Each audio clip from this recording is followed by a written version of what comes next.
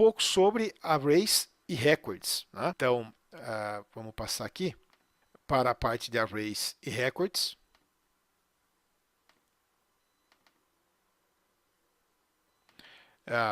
Esse é um assunto vasto, array e record, né? Mas é importante pelo menos citar aí o básico, né?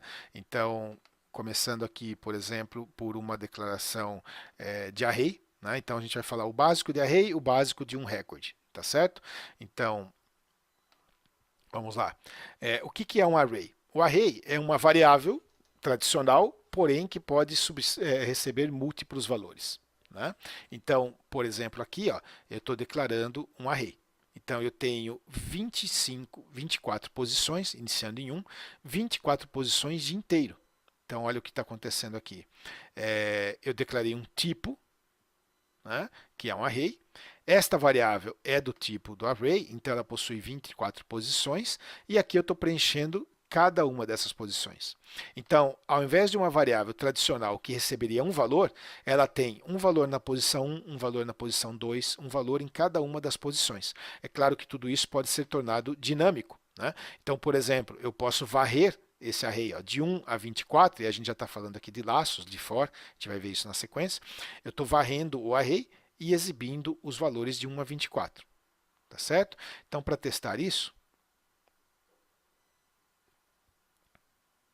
se eu fizer aqui ó, o assign da temperatura, e aí eu vou fazer o display. Então, eu estou mostrando cada um dos valorzinhos aqui. Tá? E aí existem tópicos mais avançados, como arrays multidimensionais, né? E outros formatos de arrays, outros formatos de declarações de arrays mais avançados. Mas isso para entender a sintaxe básica de um array. Então, o que você tem aqui?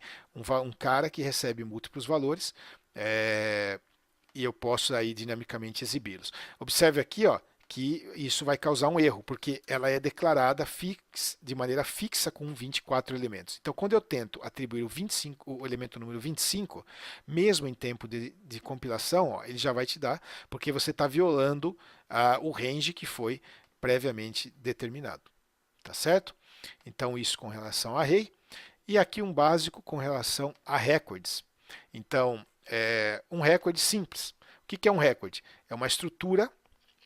Então, digamos, podemos dizer que é um precursor de uma classe, que nós vamos ver mais à frente, né? Mas aqui, ó, o TMyDate, se nós olharmos, ele foi declarado aqui como um recorde e ele tem ano, mês e dia. Então, quando eu preencho o recorde, ó, eu tenho aqui o meu birthday, que é do tipo TMyDate, birthday year, mês, né, e o dia. Então, quando você coloca essa variável aqui do recorde, ó, você já tem aqui os elementos, né? Ele é, digamos, o precursor aí de uma classe. Então, você pode definir uma estrutura, né, que é útil e reutilizável no projeto e utilizá-la para receber valores como está sendo feito aqui. Tá certo? Também eu posso, obviamente, ter um array de um recorde. Então, o array de recorde é útil para que você tenha múltiplos valores desse tipo TMyDate. Então, veja aqui, ó, eu estou preenchendo o meu array. E aqui já são coisas um pouco mais evoluídas, isso vai ser esmiuçado, mas aqui eu estou determinando que o array tem 5 elementos, e aí eu estou preenchendo 5 elementos dessa estrutura MyDate. Então eu tenho 5 vezes essa estruturinha com ano, mês e dia, como você está vendo aqui. Então, se a gente executa esse cara, e aí você tem aqui, ó, array de records, eu preenchi 5 vezes de 0 a 5, de 0 a 4, né, a estrutura ano, mês e dia. Tá certo? É o que aconteceu aqui nesse código. Tá? Se nós fizermos aqui um debug, ó, espera lá que está em modo release,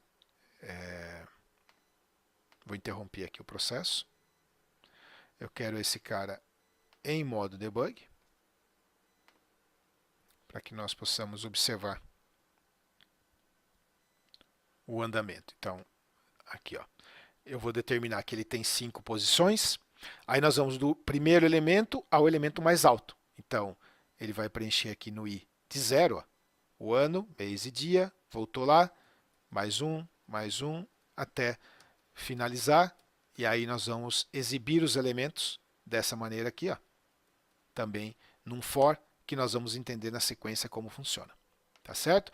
Então, isso básico com relação a arrays e records, né? Simplesmente a utilização mais simples desses dois caras.